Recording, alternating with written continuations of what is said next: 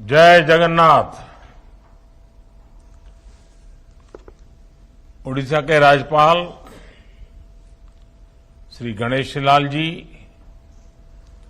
मुख्यमंत्री मेरे मित्र श्रीमान नवीन पटनायक जी, कैबिनेट में मेरे सहयोगी अश्विनी वैष्णव जी, धर्मेंद्र प्रधान जी, विश्वेश्वर टूडू जी, अन्य सभी महानुभाव और पश्चिम बंगाल एवं ओडिशा के मेरे सभी भाइयों और बहनों, आज ओडिशा और पश्चिम बंगाल के लोगों को वंदे भारत ट्रेन का उपहार मिल रहा है। वंदे भारत ट्रेन आधुनिक भारत और आकांक्षी भारतीय दोनों का प्रतीक बन रही है।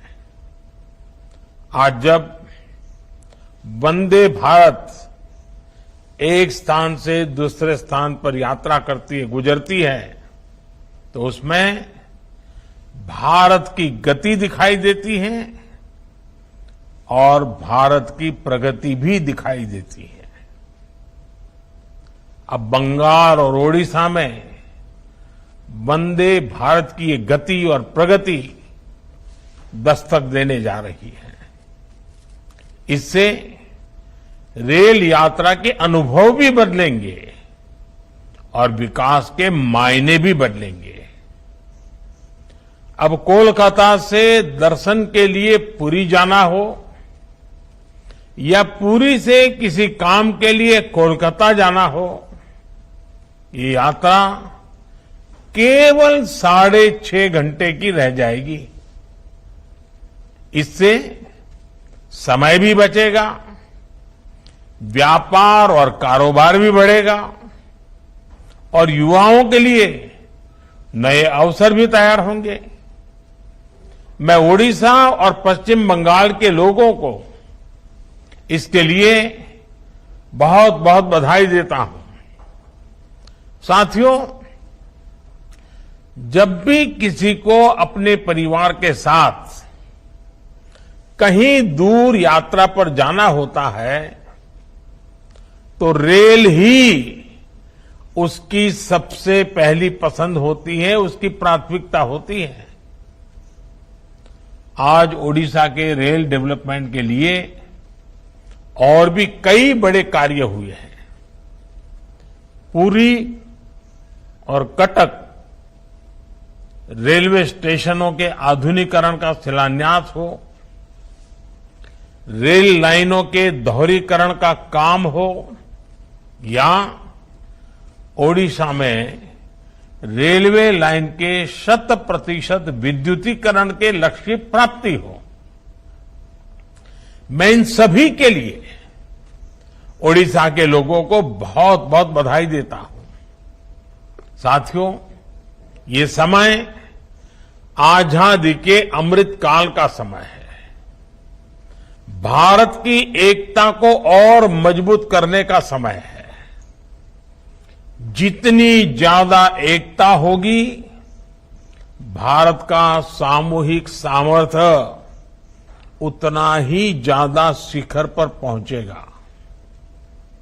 ये वंदे भारत ट्रेनें इस भावना का भी प्रतिबिंब है। इस अमृत काल में वंदे भारत ट्रेनें विकास का इंजन भी बन रही हैं और एक भारत श्रेष्ठ भारत की भावना को भी आगे बढ़ा रही है। भारतीय रेलवे सबको जोड़ती है, एक सूत्र में पिरोती है। वंदे भारत ट्रेन भी अपनी इसी परिपाटी पर चलते हुए आगे बढ़ेगी। ये वंदे भारत बंगाल और ओडिशा के बीच, हावड़ा और पुरी के बीच जो आध्यात्मिक और सांस्कृतिक संबंध है, उन्हें और मजबूत करेगी। आज देश के अलग अलग राज्यों में ऐसी ही करीब 15 वंदे भारत ट्रेनें चल रही हैं। ये आधुनिक ट्रेनें देश की अर्थव्यवस्था को भी रफ्तार दे रही हैं। साथियों, बीते वर्षों में भारत ने कठिन से कठिन वैश्विक हालातों में भी अपने विकास की गति को बनाए रखा है। इसके पीछे एक बड़ा कारण है कि इस विकास में हर राज्य की भागीदारी है। देश हर राज्य को साथ लेकर आगे बढ़ रहा है। एक समय था जब कोई नई टेक्नोलॉजी आती थी या नई सुविधा बनती थी तो वो दिल्ली या कुछ बड़े शहरों तक ही सीमित रह जाती थी। लेकिन आज का भारत इस पुरानी सोच को पीछे छोड़कर आगे बढ़ रहा है। आज का नया भारत टेक्नोलॉजी भी खुद बना रहा है और नई सुविधाओं को तेजी से देश के कोने कोने में पहुंचा रहा है। ये वंदे भारत ट्रेन भारत ने अपने बलबूते ही बनाई है। आज भारत अपने बलबूते ही 5G टेक्नोलॉजी डेवलप करके उसे देश के दूर सुदूर क्षेत्रों में ले जा रहा है। भारत ने कोरोना जैसी महामारी की स्वदेशी वैक्सीन तैयार करके भी दुनिया को चौंका दिया था। और इन सब प्रयासों में समान बात यह है कि ये सारी सुविधाएं किसी एक शहर या एक राज्य तक सीमित ही नहीं रही, बल्कि सबके पास पहुंची, तेजी से पहुंची। हमारी ये वंदे भारत ट्रेनें भी अब उत्तर से लेकर दक्षिण तक, पूरब से लेकर पश्चिम तक देश के हर किनारे को स्पर्श करती है। भाइयों और बहनों, सबका साथ सबका विकास की इस नीति का सबसे बड़ा लाभ आज देश के उन राज्यों को हो रहा है जो विकास की दौड़ में पीछे छूट गए थे। पिछले 8-9 वर्षों में ओडिशा में रेल परियोजनाओं के बजट में काफी वृद्धि की गई है। 2014 के पहले 10 वर्षों में यहां हर वर्ष औसतन 20 किलोमीटर के आसपास ही रेल लाइनें बिछाई जाती थी, जबकि साल 2022-23 में यानी सिर्फ एक साल में ही यहां 120 किलोमीटर के आसपास नई रेल लाइनें बिछाई गई हैं। 2014 के पहले 10 वर्षों में यहां ओडिशा में 20 किलोमीटर से भी कम लाइनों का दोहरीकरण होता था। पिछले साल ये आंकड़ा भी बढ़कर 300 किलोमीटर के आसपास पहुंच गया है। ओडिशा के लोग जानते हैं कि करीब 300 किलोमीटर लंबी खोर्दा बोलांगीर परियोजना कितने वर्षों से लटकी हुई थी। आज इस परियोजना पर भी बहुत तेजी से काम चल रहा है। हरिदासपुर पारादीप नई रेल लाइन हो, टिटलागढ़ रायपुर लाइन का दोहरीकरण और विद्युतीकरण हो, जिन कामों का इंतजार ओडिशा के लोगों को वर्षों से था, वो अब पूरे हो रहे हैं। आज ओडिशा देश के उन राज्यों में है जहां 100% रेल नेटवर्क का इलेक्ट्रिफिकेशन हो चुका है। पश्चिम बंगाल में भी 100% 100% इलेक्ट्रिफिकेशन के लिए तेजी से काम चल भी रहा है। इससे ट्रेनों की रफ्तार बढ़ी है और मालगाड़ियों की समय की भी बचत हुई है। ओडिशा जैसा राज्य जो खनिज संपदा का इतना बड़ा भंडार है, केंद्र है, उसे रेलवे के इलेक्ट्रिफिकेशन से और ज्यादा फायदा मिलेगा। इससे औद्योगिक विकास को गति के साथ ही डीजल में होने वाले प्रदूषण से भी मुक्ति मिलेगी। साथियों, इंफ्रास्ट्रक्चर के निर्माण का एक और पक्ष है जिसकी उतनी ज्यादा चर्चा नहीं होती। इंफ्रास्ट्रक्चर से लोगों का सिर्फ जीवन ही आसान नहीं होता, बल्कि समाज को भी सशक्त करता है। जहां इंफ्रास्ट्रक्चर का अभाव होता है, वहां लोगों का विकास भी पिछड़ जाता है। जहां इंफ्रास्ट्रक्चर का विकास होता है, वहां लोगों का विकास भी तेजी से होता है। आप भी जानते हैं कि पीएम सौभाग्य योजना के तहत भारत सरकार ने 2.5 करोड़ से ज्यादा घरों को मुफ्त बिजली कनेक्शन दिया है। इसमें उड़ीसा के करीब 25 लाख और बंगाल के 7.25 लाख घर भी शामिल है। अब आप सोचिए, अगर ये एक योजना नहीं शुरू हुई होती तो क्या होता?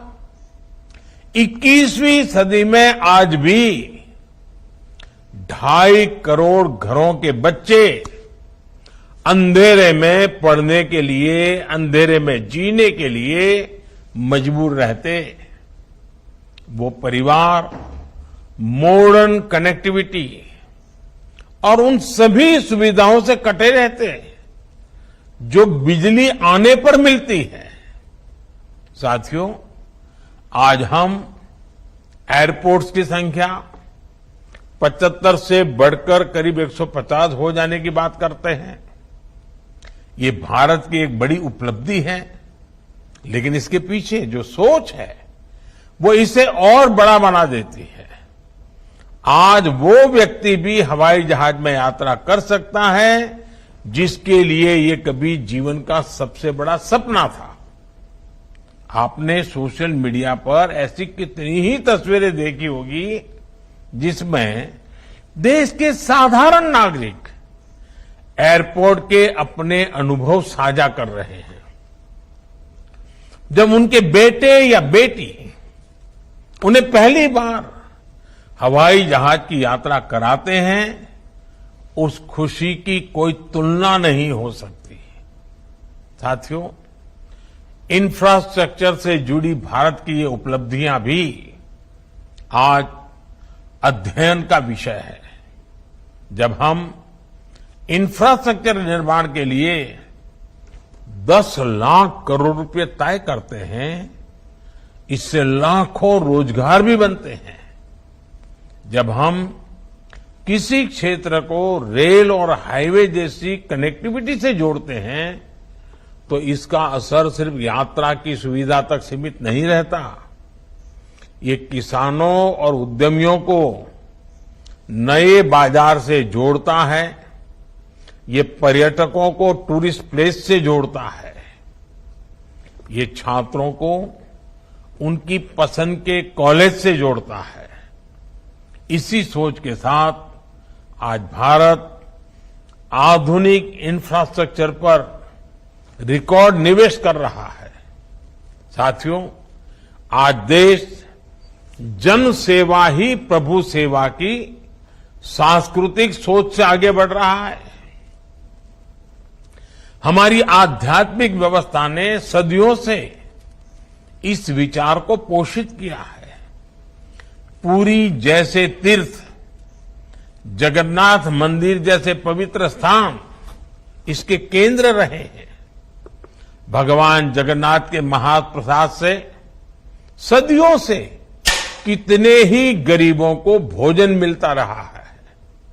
इसी भावना के साथ आज देश प्रधानमंत्री गरीब कल्याण योजना चला रहा है, 80 करोड़ लोगों को मुफ्त राशन दे रहा है।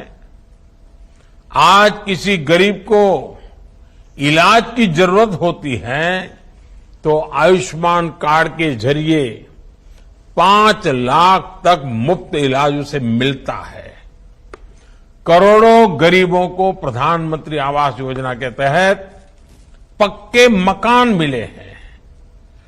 घर में उज्ज्वला का गैस सिलेंडर हो या जल जीवन मिशन के तहत पानी की सप्लाई हो, आज गरीब को भी वो सब मौलिक सुविधाएं मिल रही हैं जिनके लिए उसे पहले बरसों इंतजार करना पड़ता था। साथियों, भारत के तेज विकास के लिए भारत के राज्यों का संतुलित विकास भी उतना ही आवश्यक है। आज देश का प्रयास है कि कोई भी राज्य संसाधनों के अभाव के कारण विकास की दौड़ में पिछड़ना नहीं चाहिए। इसलिए 15वें वित्त आयोग में ओडिशा और बंगाल जैसे राज्यों के लिए पहले के मुकाबले ज्यादा बजट की सिफारिश की गई। ओडिशा जैसे राज्य को तो इतनी विशाल प्राकृतिक संपदा का भी आशीर्वाद मिला हुआ है, लेकिन पहले गलत नीतियों के कारण राज्यों को अपने ही संसाधनों से वंचित रहना पड़ता था। हमने खनिज संपदा को ध्यान में रखते हुए खनन नीति में सुधार किया। इससे आज खनिज संपदा वाले सभी राज्यों के राजस्व में काफी वृद्धि हुई है।